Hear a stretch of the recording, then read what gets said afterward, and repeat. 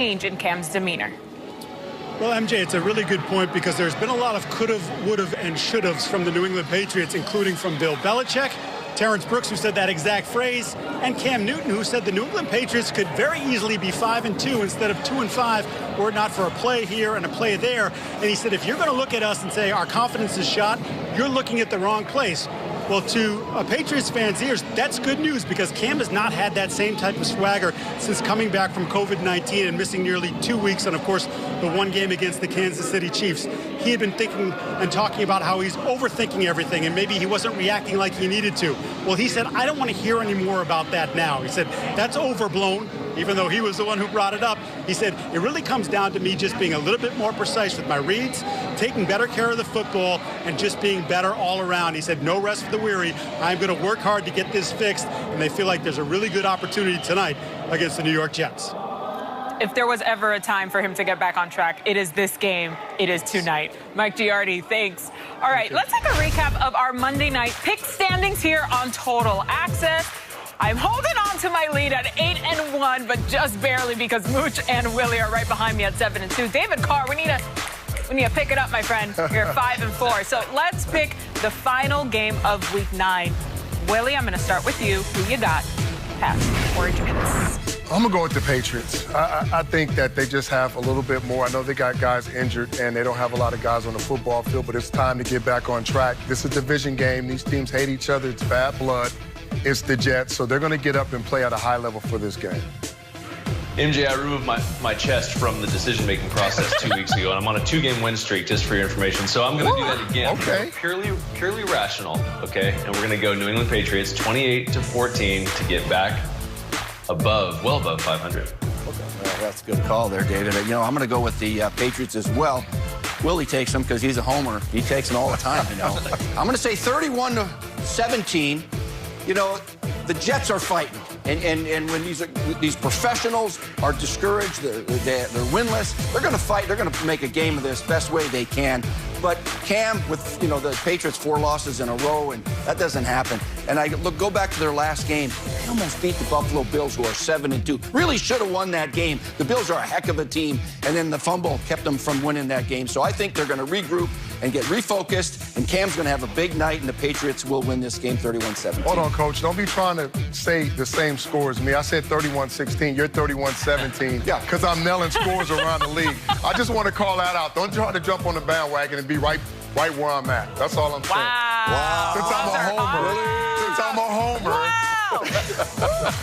Well, I got to tell David, I'm so sorry that I know you're trying to catch up, but we all got the Patriots this week, so if we all win, we're going to be in the same pool.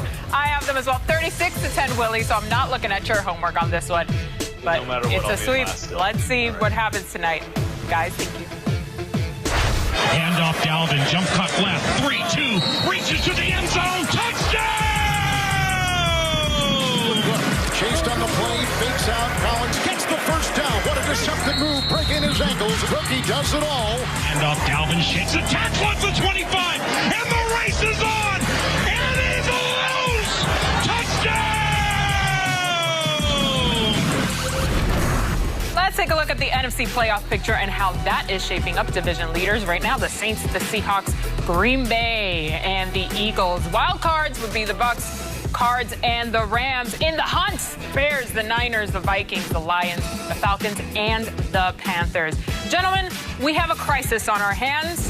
It's an NFL identity crisis. Mooch, Willie, and David, I like consistency, but with some of these NFL teams, you just don't know which version is going to take the field from one week to the next. So let's unpack just a few of them. Mooch, who are the real Minnesota Vikings? Well, you know, they had a crisis going on early in the season over there in the land of 10,000 lakes. They started off 1-5 with high expectations, but they seem like they're getting their act together. This guy right here, Dalvin Cook, is healthy, and look out because this guy's got over 225 yards of scrimmage, 2 games in a row and 2 rushing touchdowns. When he's healthy, he's as good as they get. And you know what? Kirk Cousins hasn't thrown an interception. It's the run game and the play-action pass game. That's what's getting these guys successful, beating the Packers, beating the Lions. Coming up next is the Bears. And you know what? This team is starting to find their rhythm. They're getting out of that crisis. Gary Kubiak's doing a good job bringing this offense along. Good job, Dalvin Cook.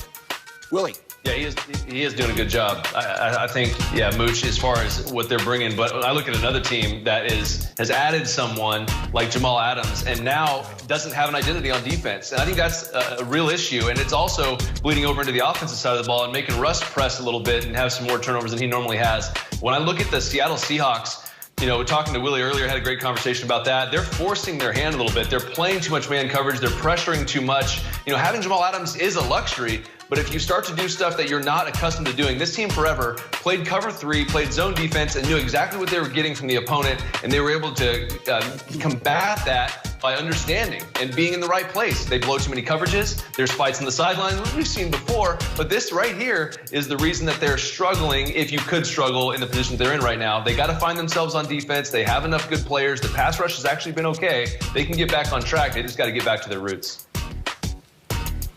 And we talk about the Bears, okay? Here's a team, like, I joined the party. I went to Club Dub. I went in there, I had some of the Kool-Aid, and I think it was spiked because when they were 5-1, I was having a great time. And then I looked closely, and I looked at the schedule. Only one of those teams had a winning record. So I was like, all right, well, everybody's starting off a little slow. And I'm like, okay, what's the identity? After they dropped 3 in a row, I'm looking at the offense. They're at the bottom of the league in every single category that matters. Scoring points. Okay, you can't get the ball in the end zone. Third downs, you can't convert. Rushing, this is a good rushing team with good backs. Why aren't you running the football? They can't run the football. Passing, we're looking at it now. They're struggling. They got good receivers on the outside. Nick Foles was supposed to be the answer.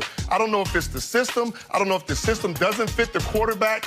I don't know which system they're going to go with, regardless of who the starter was, but it's not working out. And the defense, it's spilling over to them because they're suffering. This was a defense that was only giving up 19 points. They take the football away. They're top 10 in a lot of categories, but over the last 3-game stretch, they're giving up 24.5 points because they're on the football field. And when you don't have any production on the offensive side of the ball, no matter how good you are as a defense, you start to wear down. So I'm trying to figure out who are the Chicago Bears, especially the last 3 weeks. All right, Willie, I want to know who the real Buccaneers are because they keep messing up my picks every week. Listen, I'm going to stick with the theory of sort of the patterns that I've seen with them this year. They lost the first game, week 1 against the Saints. Then, boom, won 3 in a row. They lose against the Bears. Boom, win another 3, although that last one before last night's game was just barely a win. But I think it takes a angry and upset Tom Brady to get them to get back rolling. But it shouldn't take that. They shouldn't need a loss to get bolstered again, not with all of the talent that they have on that team. By the way, they still have 3 more games now after this before they even get to their bye week. So they need to figure it out, have some soul searching, and get right with themselves. And they better do it quick because this season is not getting any shorter for them or any less. They have a long stretch before they can even take a little breather there.